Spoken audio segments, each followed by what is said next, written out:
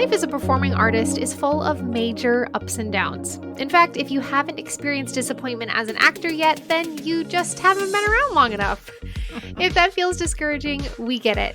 But understanding that truth can actually set you free. Today, we're talking about one mindset shift that can make all the difference. Hi, I'm Cynthia Cortman-Westfall, a Broadway music director, voice coach, and tenured professor in the musical theater department at the University of Michigan. And I'm Chelsea Wilson, a performer turned voice teacher to Broadway stars and vocal coach on Broadway productions like The Phantom of the Opera, School of Rock, and more.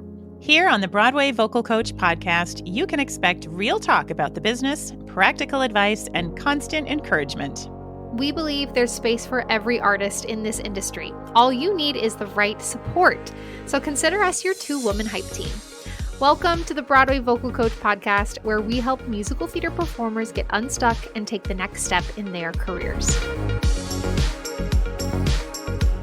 Wow, Cynthia, it feels wild to be back here in our virtual podcasting studio. This is our first episode back since I've had my baby.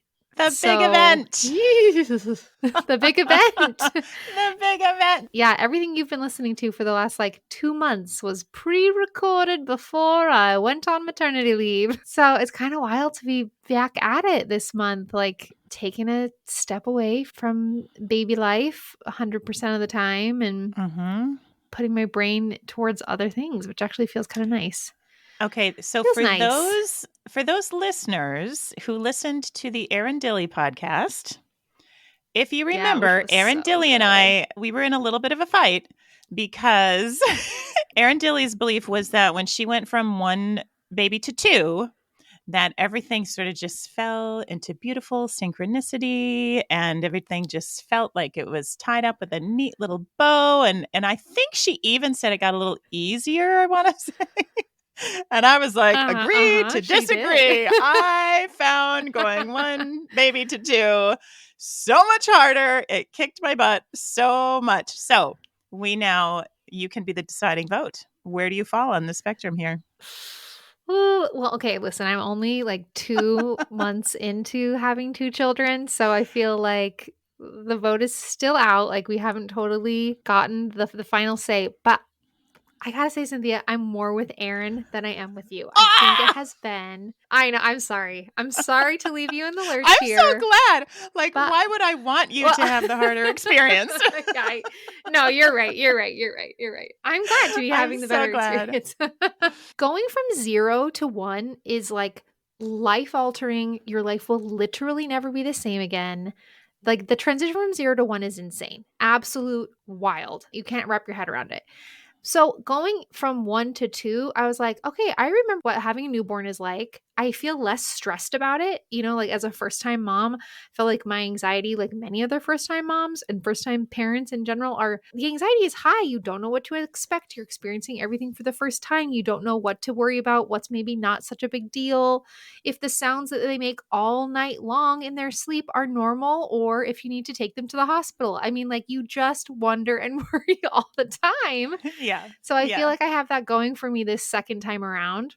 The thing that I will say is the hardest is having a toddler while having a newborn. The baby part, honestly, is easy. The baby's mostly happy.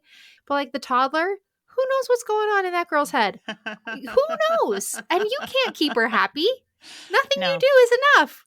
So that's the hard thing. Honestly, even this morning, I was trying to do a morning routine with my toddler while having to nurse the baby, and the toddler doesn't want me to nurse the baby and wants mommy to hold her. It's a lot. That's the thing that's a lot right now. Okay. And I know you felt that too. That's where I was at.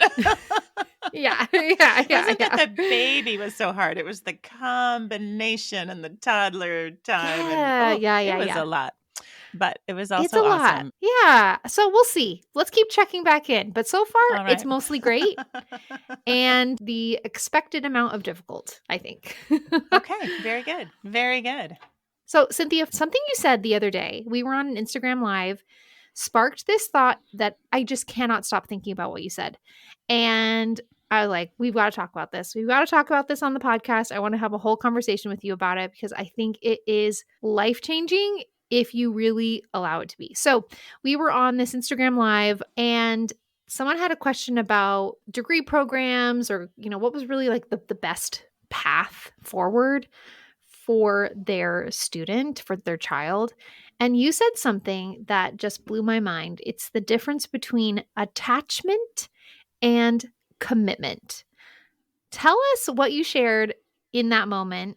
Tell us what that is. Yeah. So I am also really kind of obsessed with this concept of attachment versus commitment. And I got this idea from my life coach years ago, who I'm also very obsessed with. She's amazing. And the idea is that attachment is an outcome that you're attached to versus being committed to more of a way of being.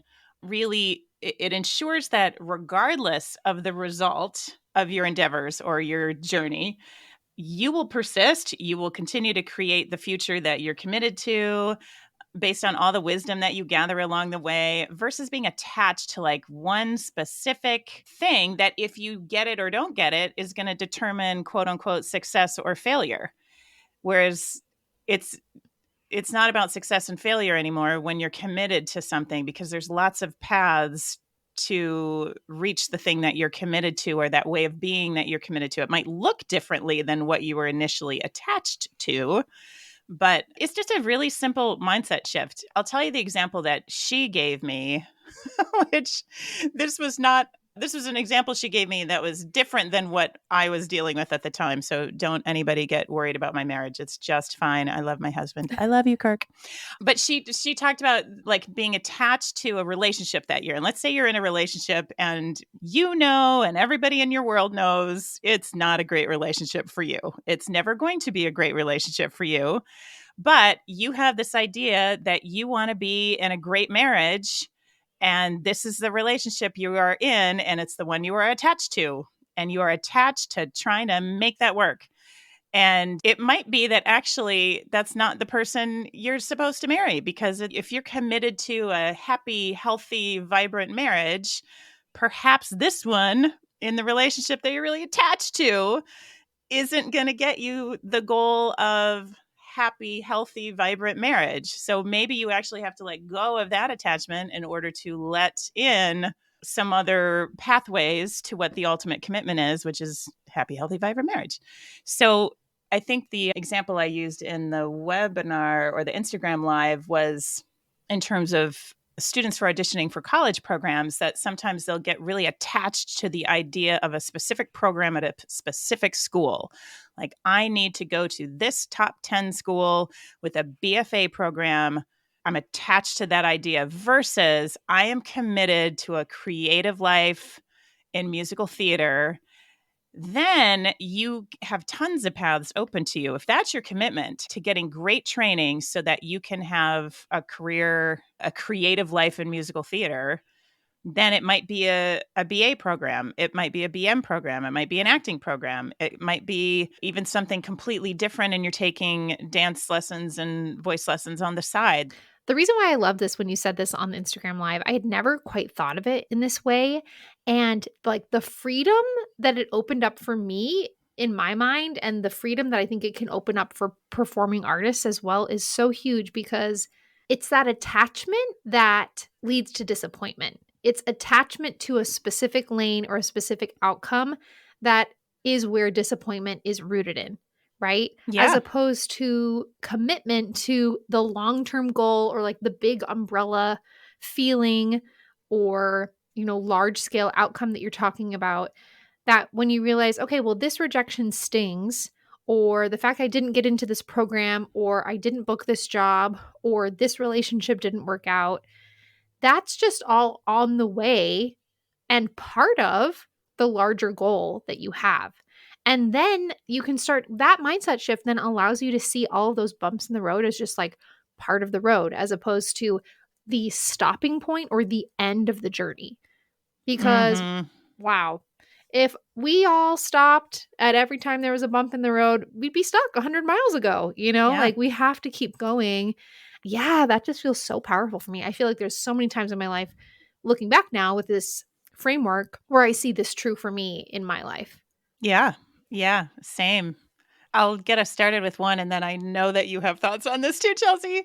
When I moved to New York City, I think part of what allowed me to be successful was I was fully classically trained, only classically trained, had never seen a Broadway show, had never really done any musical theater. I'd done a tiny bit. I'd played in a couple of pits in grad school, but that's not music directing. That's not teaching vocals. It's not, it was just, I was being used as someone who could play the piano. So I really felt like I had no real musical theater experience when I got to New York. But that's not why I moved to New York. I moved to New York and I wrote this in my journal at the time. I still have it.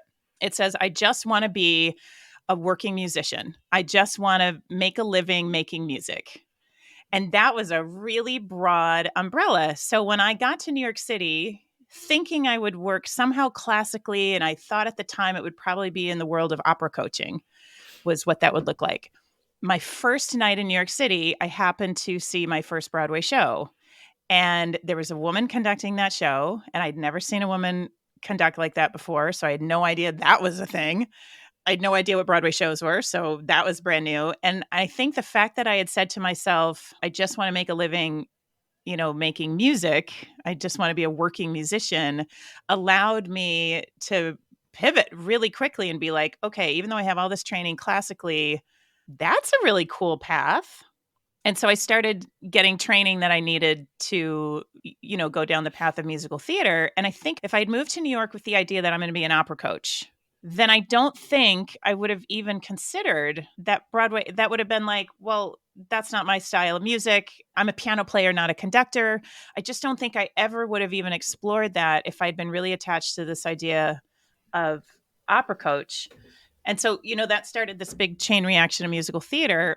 And then I did start getting attached. I got attached to New York City and I got attached to Broadway. And I would be lying if I said I didn't, because I did. I turned down so many national tours because I was like, no, I only work in New York City and I only do Broadway. And I will not go out on that national tour because I only do Broadway. And then when the teaching job at University of Michigan came up, I really kind of fought that in a way, like I didn't have gratitude for it in a way that I wish I had, because I felt almost like I was so attached to New York and Broadway that even taking this incredible teaching job almost felt like a weird failure. And moving to Michigan felt like such a weird failure.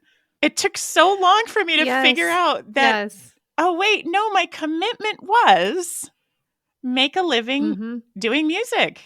I'm still making a living doing music.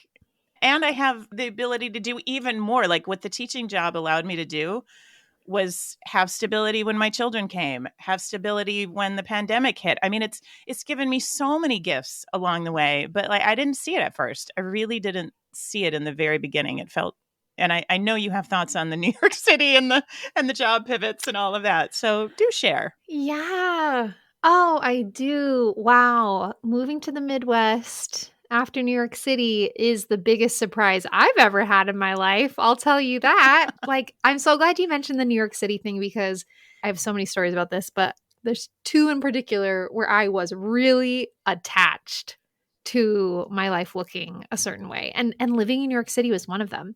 So I moved to New York in 2012, right after I graduated from school. And I was like, I'm a lifer. I'm here forever. This is my city. This is my life. I was really attached to the identity of being a New Yorker, like being a person who chose to live this big life in New York.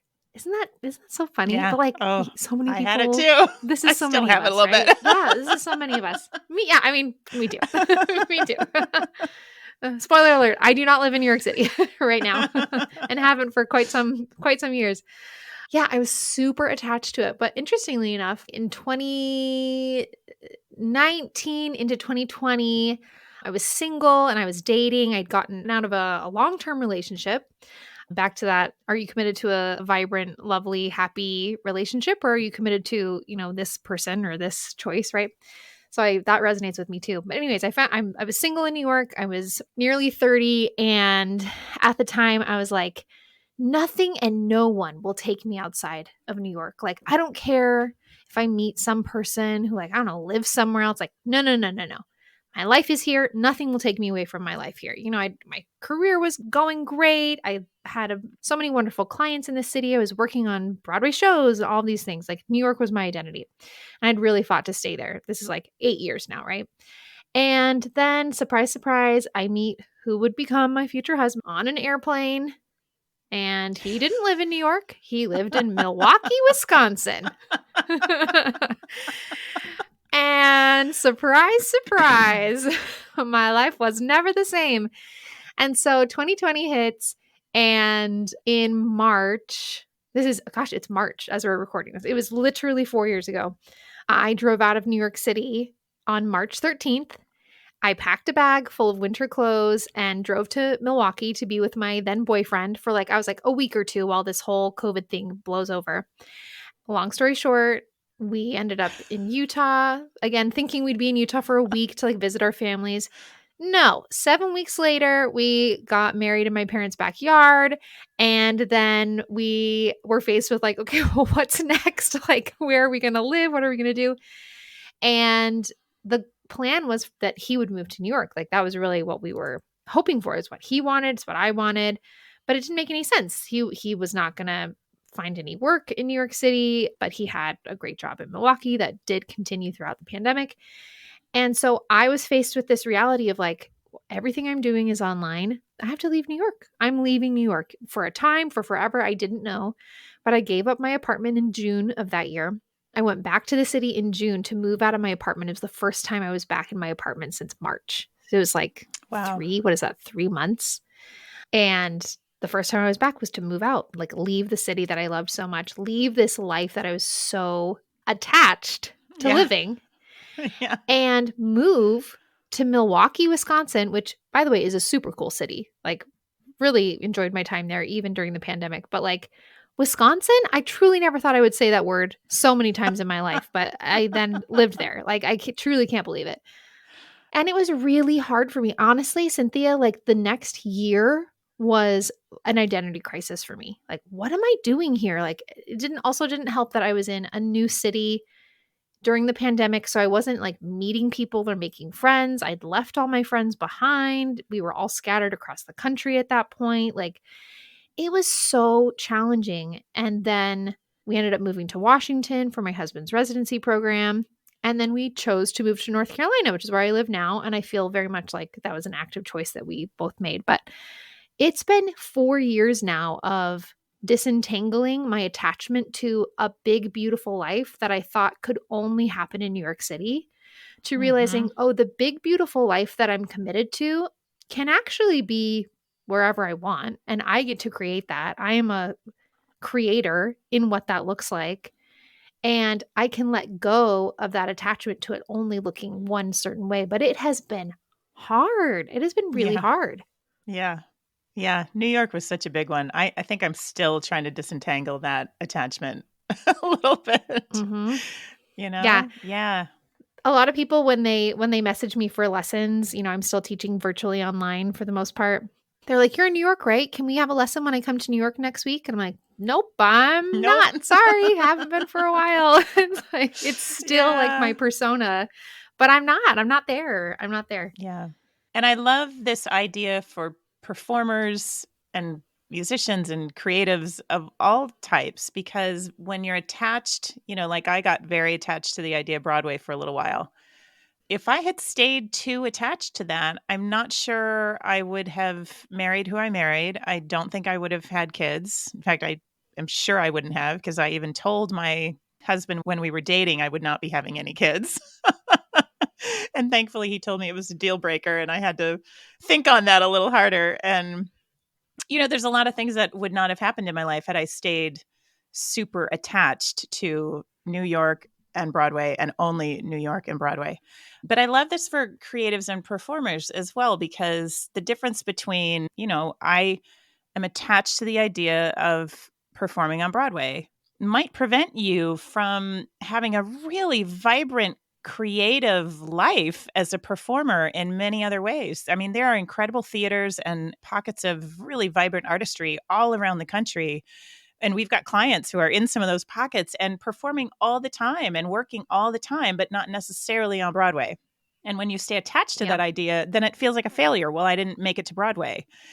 And it doesn't allow you then to enjoy all of the incredible work that you are doing wherever you are in a, might just look a little different or be in a different capacity. And yeah, the older I get, the more I realize there were things I didn't appreciate in the moment because I was just too attached to my initial plan. And when plan A didn't work out, I was so disappointed in that I couldn't see that plan B actually was pretty incredible for a lot of other reasons. Yeah. How do you think performing artists can implement this idea, this mindset shift in their daily lives, in their performing lives? So on a small scale, I think one mind shift change that performers can make is when it comes to auditions, and we've heard this before, but maybe this is just another way of thinking about it, is if you're really attached to an outcome in your audition, then every time you step in that audition room and you don't book the job, that's going to feel like a failure. It's going to feel like a rejection.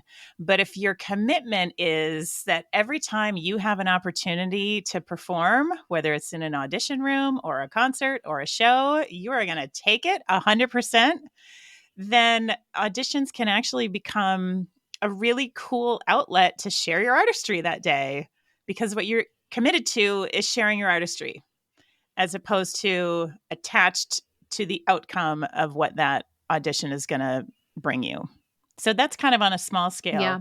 And on the larger scale, I think it's, what I just mentioned, which is if you're, like my initial commitment of being a working musician, like if what you really want to do is be a performer, I really want to be a singer. I want that to be part of my identity. I want to be a singer, be a musical theater performer, then that can happen in a million different ways. It doesn't have to only happen in New York City on a Broadway stage.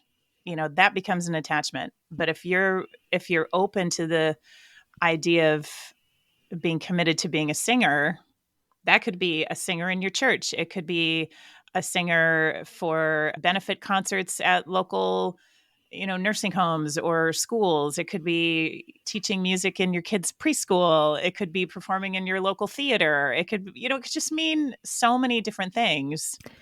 Yeah. I think about people who just want to live a creative life. I want to be a singer. I want to be a performer. Well, a performer is someone who performs.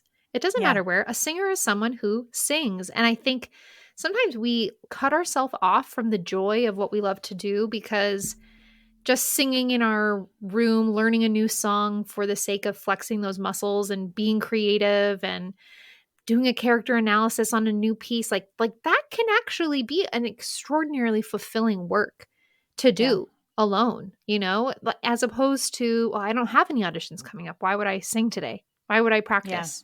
Why would I vocalize? Why would I warm up? Why would I learn a new song? I don't have to learn a new song. And that's fine. We all go through times when we're like, I need a break. I need a break from this. That's fine. But when the shift becomes, I'm committed to living a creative life, I'm committed to being a singer sings. Sing wherever. I think about this for myself too. Like I haven't been teaching these past few months. I haven't been using my voice hardly at all.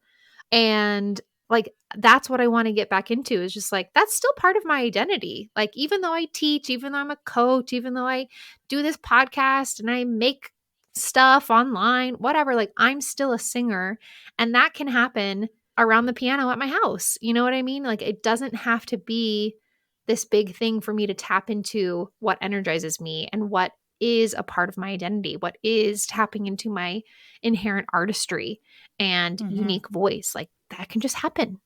Yeah. And for performers, when it comes to auditions, one thing I will often tell the college students that I teach is when you finish college, auditions might be the only outlet you have for a little while that you get to perform. So take it. Take that opportunity to perform. Oh my gosh, I have 3 performance opportunities today, or 3, one of my colleagues calls them performance appointments.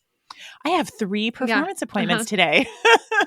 Instead of 3 auditions, I have 3 performance appointments.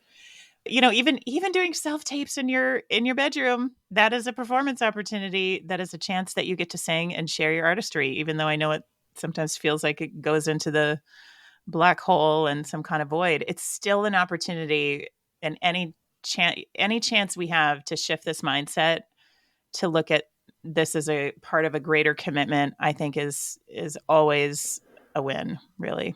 Yeah.